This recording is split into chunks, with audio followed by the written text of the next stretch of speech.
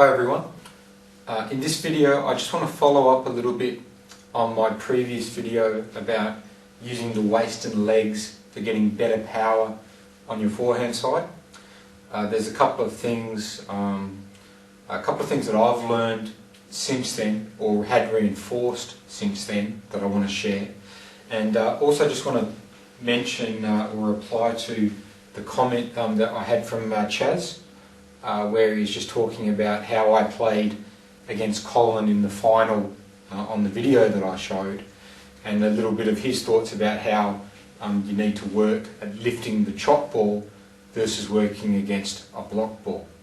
I'll start with dealing with talking about Chaz's comments. Now, as Chaz correctly said, is that it's not exactly the same dealing with a chopped ball, especially a heavily chopped ball, as it is against a block. You have to modify things a little bit, but you also have to get the modifications right. Now, what I've been talking about, or what I was talking about with using this waist and legs, is instead of using the arm to generate the power, we're using the waist turn and the leg turn to bring the bat around. Now that, it's fine and well against a block ball, but what about against a heavy chop? Does anything change? And the answer is yes, things do change, but not as much as might be expected. So it's not actually as difficult as we might think. I'm going to add a little bit of video of me playing Colin recently, with me using this technique, to the end of this talking part, and you'll be able to see the differences between when I do it correctly and when I don't do it correctly. Well, what the focus is, as you remember, against a blocked ball, an easy ball up high with no spin or a bit of top spin, it's really a matter of basically turning with the waist and the legs and getting a little bit of weight onto this right foot, and then coming back using the waist and the legs to start the motion. Now, against a chopped ball, things don't change a lot, but there is one important change, or I guess it's really two changes, but it's virtually the same thing. The main thing is, instead of turning the waist and taking the bat back to here, we've got to get the bat down low so that we can lift the ball and get some upwards movement, as Chaz did say. Now, in order to do that, the main thing to remember here is don't tip. So don't tilt down so that your left shoulder is higher up than your right shoulder, because what that will do is, on your way back, you'll tilt the other way, you'll end up off balance, and you'll find it hard to recover for the next ball. So the way to deal with it is to bring the bat down, but don't use a tilt of the shoulders. Use your legs to get down further to help lift the ball, and bring the bat down, but just without tilting. So if we were going to compare, say, the takeaway of a blocked ball against a block ball, there. And bat up, shoulders fairly level, turn back. Against a chop ball, I want my bat to be down there. I'm going to get down further with my legs. The bat's going to go down further. But what I'm not going to do is, I'm not going to tilt and bring my shoulder down. I'm going to just bring the bat down but leave the shoulders square. So although now I'm going to swing up more, it's going to be upwards and forwards, I am now able to finish balanced because I'm not tilting. It's the difference between that, down, up, to there, up, down, up, down, up. And that's what I'm going to be doing. You'll see that in the video against Colin. That's what I'm trying to work on against the heavy backspin ball. When I do it correctly, I have a much better success rate. When I use my old habits of tilting, you'll see a much greater failure rate and a lot less power. So yeah, against that heavy ball, it's still waist and legs.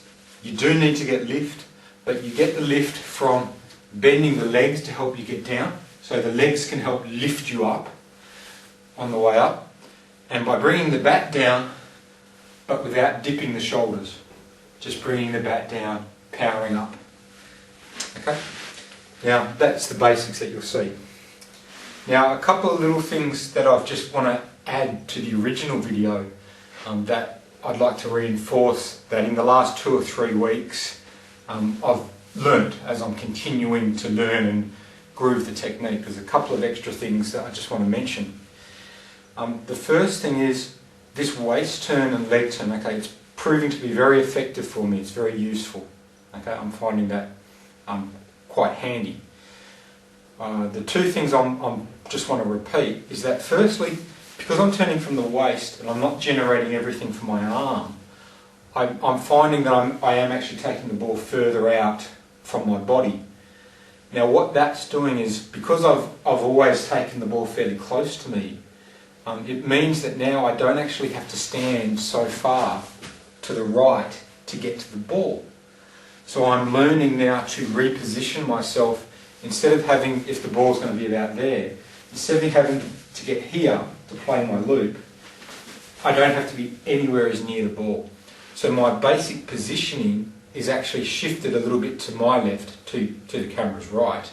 But basically my ready position has shifted a little bit this way, because now I am taking the ball further away.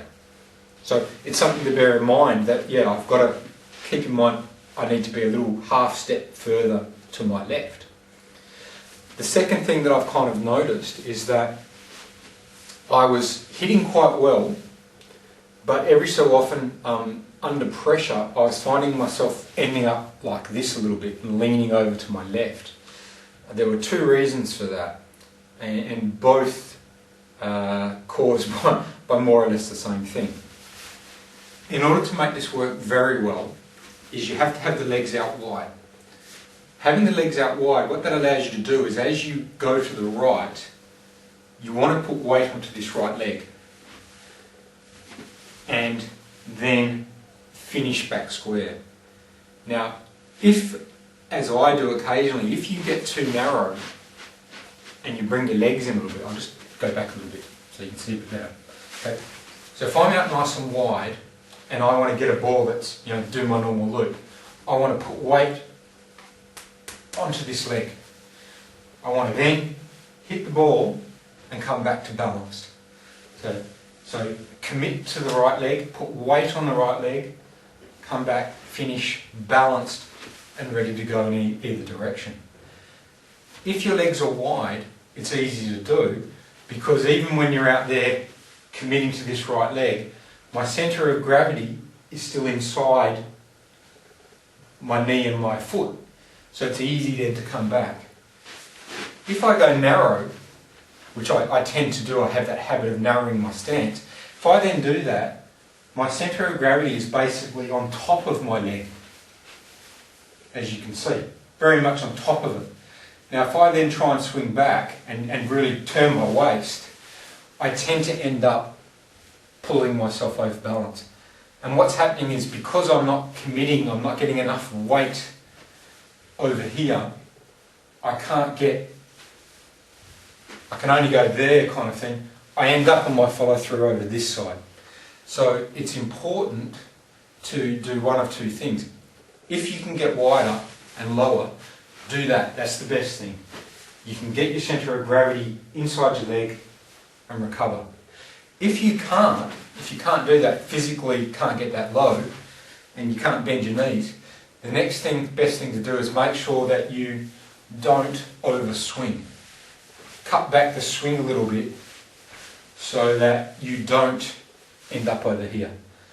You're better off losing a little bit of power but finishing there, compared to hitting hard, finishing over here and not being able to recover. So that was one of the things I was kind of finding with that, was just having that ability to do it. The second thing I was finding is that on balls into this hip area here, kind of thing, where I don't have a lot of time to move. Okay, obviously I prefer to move, take it balanced. But sometimes when you're under pressure you don't have time. If I'm narrow and it's there, I can kind of do this technique. I can still turn from the waist, but I do end up very much over here. So people would be putting it in there, and I would turn and I would make the stroke using waist and legs, but I'd always end up kind of over here, and then I'd struggle to get back to the next ball over there. Whereas if my legs are low and wide, and it comes in here, I can lean, play the stroke, and my weight is still inside now the other way around. If I'm there, lean, play it from the waist and legs, my body weight is still inside now my knee and left foot, I can push back. Whereas if I'm narrow, I'm on my left foot, I can push up, but I can't push back until I get my balance. So what I'm finding myself is that although this technique is working very well, I'm very happy with my power and the way I'm hitting, my consistency, I'm very pleased. But on the proviso that I need to be wide, so that instead of hitting kind of square, I'm hitting by putting a little bit of weight onto this right foot and then coming back, and that's keeping me better balanced. And every time I let the higher my legs get, the narrower my stance get, the worse my results get, because I turn myself off balance. So because I'm trying to take a big, fairly full swing on the forehand, I need wide legs. If I was going to play with a narrow stance because I couldn't bend very much my legs, if that was the case, I'd need to cut down on the amount of swing that I'm using, which would then give me less power. So yeah, really, just to recap what we're saying here is basically, yeah, Chaz, you're right in your comments, I do agree. I also agree what he did mention, if you look at the comment area down below, where he mentioned about how I played Colin. I didn't make great use of drop shots or the roll with the long pips. The drop shots was basically caused because of the pressure he was putting me under. It was very difficult to do a good drop shot, and I don't actually have a great drop shot anyway. The rolling with the long pips was just one of those things where when I got into the match, it didn't cross my mind to do it. I didn't prepare well tactically to include that into my strategy, and so I didn't use it very much. That's a bit of an oversight on my part. So, you know, it was poor tactical preparation. But in terms of this lifting the chop, still getting good waist and power, get it from still the waist and legs, turn on, put weight onto this right foot, just don't dip, keep square. Bring the back down, back goes down, but keep the shoulders square, and then turn back. On the wide stance just basically allows you to do all this, but keep your body weight within your feet and knees, allowing easier, if you say the ball's coming there, allowing you to get there but still push back. Whereas with a narrow stance, you get there, I can't push back because my weight's on top of my leg. I can push up. I have to wait for my balance to kind of come back. Whereas if I'm wide and I do the same thing, I can now push back easily. And it's one of those things that if you can go wide, easy, great, just go wide, you'll find a lot of your problems are solved. If you physically can't, you've got to restrict how much power you use, because the extra power is just going to throw you off and unbalance you. But just to conclude, I am very, very pleased with how this is working for me in terms of my forehand loop power. It's allowing me now to hit, I can still hit the spinnier loop, but I can bring in power and bring it to all three locations in a very nice balanced manner. So the only thing I'm finding, the only little thing I'm still a little bit unhappy about is that when I do go to actually go with extra power, the put away ball, I'm finding that I'm still leading with the arm a little bit too much.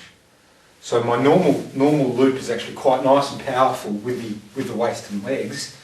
I'm just finding a little tendency when that high ball comes up and I want to put it away, I'm finding that I'm a little bit too much arm. I need to get used to see the high ball, really get the legs and waist into it, and then let the arm follow. I'm getting better, but that's still something I'm learning. But on the whole, I'm very, very pleased. It's coming along quite nicely. I'll keep you updated. But those are just a couple of things I wanted to add to that video. So again, thanks Chaz for the comment. Okay, in this video, clips of me playing Colin recently, I'm using the Killer Spin Fortissimo speed glue replacement rubber on the T-Mobile Spirit blade with my normal Stiga Destroyer long pips. Things to look for in this video, there's going to be some successful points where I've done it well versus some not so successful points where I've done it not so well. I'll start with them at normal speed, followed up with a couple of slow-mos. On the things where things go right, you'll notice that generally my legs are quite wide. When I take my bat on the backswing, the shoulders stay fairly level. Still something I'm working on. You should also be able to notice in comparison to sort of previous videos, there's a lot more dynamic, a lot more movement coming from the waist and the legs, and a little bit less coming from my arm producing the power. So let's get in and have a bit of a look at these vids. Okay, into the videos, and you'll see here Colin will chop, I'm around, and in that particular case quite nicely around with the shoulders nice and square off not such a heavy chop ball. But there will be some more here coming up where Colin does get a good nice heavy chop on, such as here. And that's one where you might want to go back, have another quick look. You'll see how I still have a little bit of a dip in the shoulder there. A much better loop coming there. Good heavy chop. A little bit of a dip in my shoulder there, not so great. Could do without that. And that was a roll with the actual long pips, but looked to me fairly similar to my normal loop action, which is not bad. That's a nice squarer shoulders and a good depth from the table as well, so I'm happier with that sort of effort. A little bit of a dip, that's squarer, that's nicer effort. Again, a successful point. I'm not looking at this, I'm not quite happy with my depth though. I'm standing too close to the table. There, see exactly, I'm really virtually on the sideline. And if Colin gets a good deep chop, I'm gonna be moving backwards to hit the ball. And you'll see that I think in a couple of the error sequences later on where I've basically stood. My recovery position has become too close to the table when Colin's back chopping. I should be a step further back. And here again, see, just I've had to go back to get the ball because he's hit deep, and that's silly. So here we are, some slow-mo sequences now. A good backhand loop. Colin's blocked on his way back. Heavy chop. I've come in too close. Got away with it a little bit there. I should be further back to cater for the deep ball, and then I can come in. Again, another good serve. Not a great use. I'm too upright there, which is why I missed it. And I think this will be another one where I could improve. Little flick. Colin hits quite well, and he catches me there upright and with my legs too narrow, so when I actually turn I couldn't get any generation of power or anything at all. And just to finish, again, too far away, too close to the table, making me go back, and again I recovered in. So just a few comments now just at the end. I think it'd be worthwhile maybe just going back to have another look at those clips, just to compare where I do things well versus not so well. The things to look for in terms of what I'm doing not so well is my recovery when Colin's going back and chopping. I'm recovering to the wrong location. I'm recovering very close to the table, to the end line.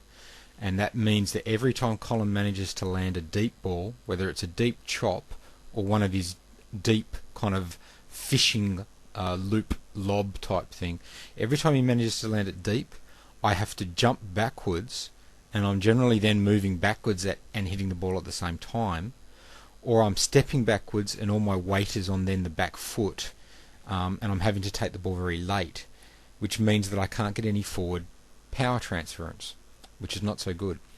I'm dipping occasionally with the right shoulder, but getting better with that.